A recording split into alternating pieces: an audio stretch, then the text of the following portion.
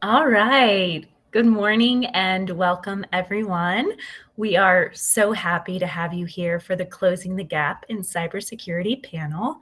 It is sponsored by Microsoft, and we are really excited to have shared the exclusive Icons trailer. It is actually the debut documentary from Women in Cloud that examines the current state of the gender gap in cloud and AI-driven economy. Icon shares the firsthand experience of women in tech, leaders, founders, political figures, and it showcases their accomplishments of the women in the documentary and how the industry can close that gap to create greater economic access. So very similar to what we're going to be talking about today. My name is Sarah Parsons, and I am an award-winning publicist and a producer, and I'm also a proud team member of Women in Cloud, and it is my honor to be moderating the panel today. So I'm sure we have a lot of burning questions. I know that I do as the moderator for discussion today, but I do want to go over a few things before we get started. We do have 2 giveaways for today, so make sure you're staying active. We have 2 Starbucks gift cards to give away for the most active people in the chat, in the panel today, so make sure you stay on for the entire chat, the entire panel. And we will also be taking some questions at the end of the panel. So to be able to have your question selected, make sure that you put that in the chat in the right-hand side under Q&A in that particular section, not the main chat, so that I can filter through the questions at the end. And yeah, so that's kind of all the housekeeping that I have to start with. To get us started, I'd love to introduce you to our incredible panelists. And I would also say that they are icons in their own right. I'm going to start with Steve Morgan. He is the founder of Cybersecurity Ventures. He is also the editor-in-chief at Cybercrime magazine and an executive producer at Cybercrime Radio. He's the co-author of popular books Hackers, Movie Guide, the complete list of hacker and cybersecurity movies, and Women Know Cyber, 100 fascinating females fighting cybercrime. Steve is well known for his insightful interviews with tech luminaries and celebrities, cyber law enforcement leaders, F500 and G2000 CISOs, and security leaders, high-profile hackers, and ex-cyber criminals. That's an exciting lineup. Steve has appeared as himself on Vice TV's Dark Side of the 90s documentary, Y2K, Paranoia Will Destroy Ya, and he's real-life thriller that is known as Y2K Scare. So that is Steve Morgan. Our next panelist is Lisa Plaggemier. She is the executive director of the National Cybersecurity Alliance. She is on a mission to empower people and organizations to stay safe online so that everyone can experience the benefits of technology without worry. Lisa started her career in marketing at Ford Motor Company before migrating to automotive technology and eventually security. Lisa is honored to serve on the U.S. Secret Service Cyber Investigations Advisory Board. She is a University of Michigan graduate, go Blue. And while she wasn't born in Austin, Texas, she got there as fast as she could. I do love Austin, Texas. It is a fun city. And then last but certainly not least, you probably already know her if you're a part of the Women in Cloud community, is the wonderful Miss Chaitra Vidula-Pali. She is an award-winning co-founder and the CMO of Mela. She's also the co-founder and president of Women in Cloud. In her 26 years of tech, Chaitra has driven billion-dollar expansions for both Microsoft and Oracle, and has been recognized with the Forbes Next 1000 Entrepreneur title, Microsoft's Leadership Award, and as one of the most innovative MarTech leaders by the World Marketing Congress. She has presented before the UN, at TEDx, the Grace Hopper Celebration, and Microsoft Inspire. She's purpose-driven, strategic, high-growth thought leader who seamlessly bridges the business and technology gap to help companies globally scale and drive digital economic development. As you may know, her mission is to generate 1 billion in new net economic access for women entrepreneurs and professionals by 2030. So that is our incredible lineup. I'm so excited to chat with all of you guys today. I have all my questions lined up. To get started, though, I want to start with the current state of where we're at. To kind of set the scene for everybody here today, whether they're just stepping into cybersecurity or they've been in this world for a little while, I think I want to examine where we're starting, because in 2024, we kind of face, a lot of security teams face new opportunities, obstacles with geopolitical tensions, historical worldwide voting year, stricter compliance mandates, and the rise of generative AI. It seems like the industry is predicted to transform in new and unexpected ways, possibly exciting ways. And one of the ways that we are all personally hoping to see that change is in closing, or at least narrowing, the diversity and gender gap in cybersecurity. So before we get to this future that we're predicting, that we're hoping on, I want to take a look at where we're at. So I'm going to start actually with a question for Steve. What are the potential consequences of the gender gap in cybersecurity, both for individuals and industries as a whole? So first I want to ask, am I in the running for that Starbucks card? Yeah, Steve, get in there. You're the All first right, one good. talking.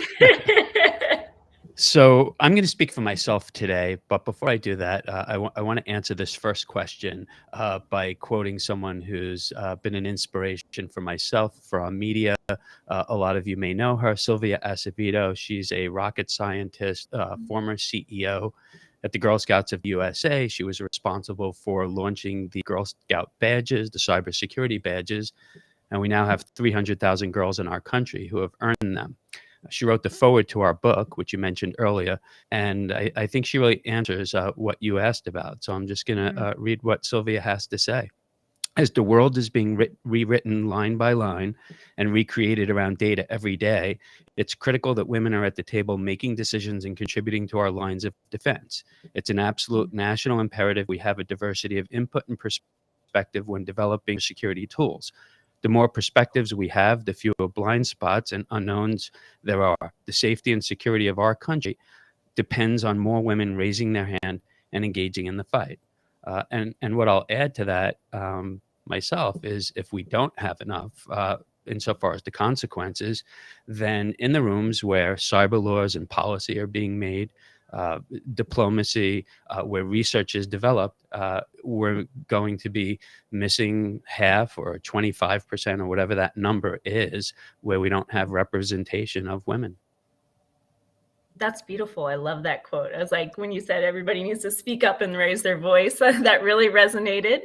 I know that this particular community audience is not shy about raising their voice. So we have a great group of fighters on that end. Chaitra, I saw you nodding your head as Steve spoke. Did a thought come up for you when you were listening to that? First is, I am excited that we have like two icons with us, Steve and Lisa. So thank you for joining us. And I also want to acknowledge a couple of people, why we are all here. So this whole thing that is happening in driving the inclusion and diversity and representation in cyber, AI, and cloud is for three women who came together. One is Debbie Utek and Laura Newman and Nagma Menguleri. So all these people coming here to make this possible, ensuring that the inclusion not only just happens by talking about it, but making things happen.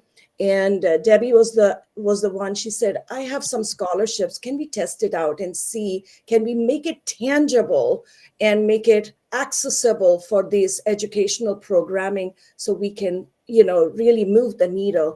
So when Steve was talking about that quote, it was like, it takes those icons who understand the need and they step into the place where they are and not afraid to unlock opportunities for others, to create a whole new pathway for everyone. So I just wanted to acknowledge Debbie, Laura, and Nagma for making that possible. And it was Debbie's birthday week. So I want to also say happy birthday, Debbie. I know you're in the participant too. So we want to celebrate who you are as an individual to making a phenomenal difference for lots of people. I love that. I love highlighting the people who are making a difference. including everyone on this panel today. It's why it's so special is, it is educational. It is so nice to have this chat in a live way so that people can, like I said, put in their questions in the chat as we're talking so that at the end we can have, answer these from the people who know the most about the industry right now. As you're talking, Steve, it made me think of a question. And this one I'm going to direct to Lisa is, what are some of the main factors contributing to this gender gap in cybersecurity, and what are they looking like? How do they manifest in the industry to create that gap? I think we need more women to be able to drop their imposter syndrome and not be afraid to be the one that's, there's this concept of being the first one in the room, right? I'm afraid to walk into that room because there's nobody that looks like me or is the same gender or whatever. And I have to be honest that 30 years ago, when I walked into a room full of men at Ford Motor Company, because automotive was almost 100% male in the late 90s and the early 90s, it didn't even cross my mind. And I don't know if that's because of the way my parents raised me, or I didn't even notice that I was the only female in the room. Like, I just ignored it. Like, it wasn't even on my radar. And I think if we focus on it too much, like, why am I the only female in this room? Then, it's anxiety inducing to approach things that way. And what you really need to be focusing on is the task at hand, right? The other thing that I think, where I think the math just doesn't pencil, like things just don't add up. I think the idea of having female leaders mentor other women is fantastic. But we'll never get there if we're just waiting for women to mentor other women. Like the math doesn't work because there's not enough women to mentor all the women that are coming up. Yeah. So I think it's more about men understanding how to mentor females. And I can say from my personal experience that the best bosses I've had who've done the absolute most for my career were both men. Wow. It was not any of the women that I worked for. It was the men, and they were men that understood how you might manage and coach a female a little bit differently than male counterparts. And I say that in a way, I don't think it's discriminatory, but we're not the same. Guess what? Like, diversity means that we're not all the same. It doesn't mean that things are bland and everybody's, sort of equal and even. And it means that that we're all different. And I used to be a part of a thing called the Leading Women on Automotive years ago. And inadvertently, we were doing a one-day event, a live in-person event before COVID. And it had come up in every speaker's talk, just sort of inadvertently, the theme ended up being that women are more risk averse. That if you say to a woman, if your boss says to you, like, I think you're ready for this job, a promotion, and you think you're only 80% ready, you're going to say, like, oh no, I'm not ready for that yet. Whereas if your boss said to a man, I think you're ready for this job, he's probably going to say, yeah, bring it on, right? Like, I'm good enough. I'm ready to go. Let's go. That's so true. I think you have to understand that when you're mentoring a female, that when you're supervising a woman, when you're a male manager, I think you have to realize that sometimes the situations like that manifest themselves very differently, and you have to handle those situations differently. So I think it's about men getting better at managing women. I love that. Chaitra, Steve, do you have anything to add to that? Because I think having, and Chaitra's big on this too, Women in Cloud is bringing in allies, men and people who identify in different ways to lend a helping hand, to give their expertise so that it does create that diversity that's very well prepared and ready to take on bigger roles, more advanced roles. Sarah, Lisa, it resonated with me because I was also, early in my 90s, my bosses were all men, and they really mentored me well. But there was one manager, I would say he was a director. He said, the conversation was, I was having is like, this is not working or something. He said, it's not about what's working. He said, you need to think about from an angle when you come to working for a company is it's not what the company will do for you, it's what will you do for the company. Until that equation is right, you will be fine. As you need to come with a mindset is how you're going to serve the customers that we are serving. The company is not built for serving you. You are built to serve the society, to save a life or transform a life. And that particular reset in my mind was a transformatory, because at that time, it was not about a man or a woman. It was more about how can we take the solution and transform the lives of the customer in the market that we are serving.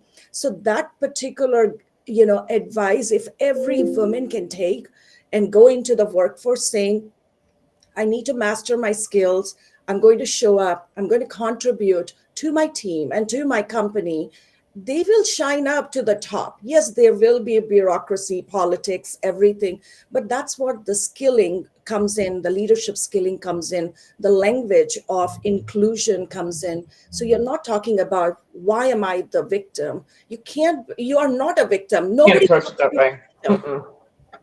Yeah, I got very similar advice from my father-in-law, God rest his soul. He was my mentor when I was in college. He actually got me my first internship at General Motors.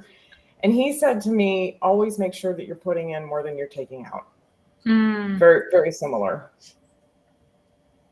I love that. Steve, it made me think, you've written that book about the 100 women who are really changing the landscape in cybersecurity and cybercrime. Was there any similarities there that like Chaitra and Lisa are talking about?